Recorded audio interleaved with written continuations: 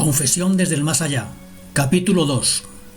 Roberto y Tom estrecharon sus manos y se quedaron así, sin saber qué hacer o decir, hasta que Ingrid rompió aquel silencio. Hola, yo soy Ingrid, su mujer.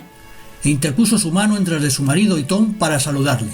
Al final, lo que iba a ser una simple pregunta en el restaurante, por si sabían de alguien interesado en comprar la casa de sus abuelos, se convirtió en una tormenta de descubrimientos. El reencuentro con Nines, la enfermedad y reciente muerte de Carlos, y el matrimonio de este con Tom. Fue como si Carlos, usando a su marido de intermediario, estuviera contactando con él desde el más allá, para confesarle las cosas que no se había atrevido a decirle en vida. Ingrid, como observadora imparcial de todo lo que fue ocurriendo, se quedó impresionada con lo que fue oyendo. Se le ocurrieron muchas preguntas, pero tuvo claro que no era ni el lugar ni el momento. Durante la comida, observó cómo Nines miraba a Roberto. Llegó a sentir celos y a pensar que pudiera haber sido la mujer con la que él hubiera descubierto los placeres del sexo. Su marido siempre se había empeñado en asegurarle que antes que ella no había estado con nadie. Ella le decía que eso le daba igual, pero que era difícil de creer que hasta los 30 años no se hubiera enamorado de nadie, y mucho menos que no hubiera hecho el amor. Él se contrariaba al ver que no le creía. Durante aquella comida, al tener delante de sí a una mujer tan atractiva e interesante como Nines, dudó de si realmente le importaba o no que Roberto pudiera haber estado con alguien antes que con ella. Sin embargo, el posible asunto con Nines, imaginado o real, no fue lo único relacionado con el terreno sentimental de su marido que descubrió durante la sobremesa.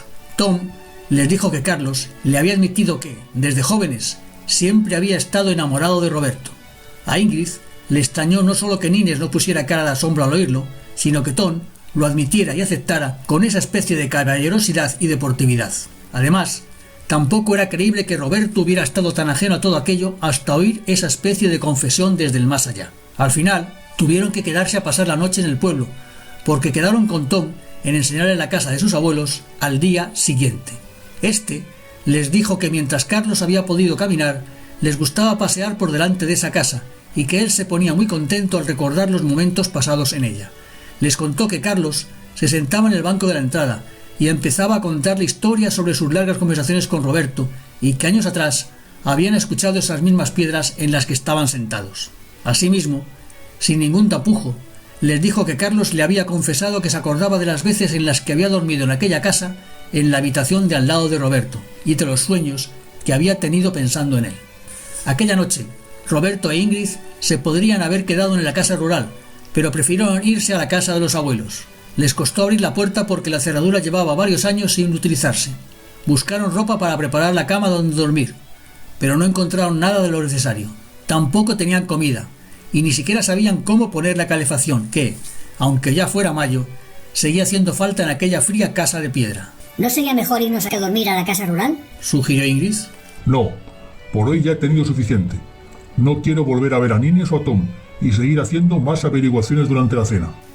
Le contestó, en un tono de voz y con una mirada que denotaba que necesitaba tiempo y distancia para digerir todo lo que había descubierto en las últimas horas. Pues aquí no nos podemos quedar y no es buena idea volver a Madrid y retornar mañana. Así que me dirás qué hacemos, le dijo Ingrid para hacerle entrar en razón, aunque era evidente que su marido estaba al borde de explotar emocionalmente. Tras un silencio inquietante, ella creyó dar con la solución. ¿Por qué no buscamos un hotel cercano para poder olvidarnos de todo esto hasta mañana? Me parece una buena idea. Recuerdo que a unos kilómetros de aquí había un hotel. No sé si seguirá abierto, respondió Roberto sin dudarlo, mientras se ponía a buscar en su móvil. Sí, aquí está. Parece que sigue existiendo. Voy a llamar y a preguntar si tienen habitaciones. Media hora más tarde, estaban en la habitación de un hotel, sin muchos lujos, pero que parecía tener lo suficiente para pasar la noche en un ambiente no contaminado por el recuerdo de Carlos. Voy a darme un baño. Necesito estar a solas unos minutos, dijo Roberto, y añadió con algo de tristeza. Es muy duro tener que enfrentarse al hecho de que Carlos se haya ido a la tumba sin haber hablado a las claras conmigo. Estoy enfadado con él y conmigo mismo. Mientras se trataba de tranquilizar bajo el agua de la bañera, Ingrid se quedó pensando en si debía consolarlo y hacerle entrar en razón o simplemente tumbarse en la cama y esperar a que la tormenta pasase. Tras un buen rato, Roberto apareció secándose el pelo con una toalla. Ingrid se había quedado dormida, y quién sabe los sueños que rondarían por su cabeza en esos momentos y el papel que jugarían en los mismos Nines y Carlos. Roberto se tumbó con cuidado a su lado y esperó a que despertara. Cuando lo hizo, la abrazó, le dio un beso y le dijo: Gracias por estar a mi lado. Vamos a ver si podemos cenar algo con un poco de tranquilidad. Esa noche, Roberto no paró de dar vueltas en sueños y hablar en voz alta con mensajes incoherentes e inentendibles, que despertaron en más de una ocasión a Ingrid. A la mañana siguiente, se levantaron temprano, bajaron a desayunar y les dio tiempo de dar un pequeño paseo por los alrededores del hotel antes de irse a la cita que tenían. En todo ese tiempo, Roberto se mostró poco comunicativo y pareció seguir dándole vueltas y más vueltas a lo que había conocido el día anterior. Ingrid le cogió de la mano con la única intención de recordarle que ella estaba allí, por si la necesitaba. Cuando llegaron a la casa de sus abuelos, Tom ya les estaba esperando, sentado en el banco de piedra. Fueron abriendo ventanas, descorriendo cortinas y recorriendo toda la casa. Él tenía un interés desmedido por conocer cada uno de los rincones de esa casa, que sin duda Carlos le habría descrito muchas veces. Al acabar, les dijo: Todo es exactamente como me lo había descrito Carlos. No sabéis las veces que en estos años pensé en sugerirle que tratara de localizar a tus padres y que les hiciera una oferta para comprarles la casa. Pero siempre desistí, al darme cuenta de que no tendría sentido, porque no le daría tiempo de disfrutar de ella. Pienso que si yo ahora me quedo con esta casa, será como mantener vivo su ilusión y sus recuerdos. Ingrid se dio cuenta de que Roberto necesitaba marcharse de allí lo más rápido posible, y por ello se atrevió a sugerir: No creo que haya problemas, pero déjanos que antes se lo comentemos a mis suegros. A fin de cuentas, serán ellos los que tendrán que fijar el precio y firmar los documentos de la venta. Sí, claro. Podemos volver a hablar cuando vaya a Madrid al funeral de Carlos.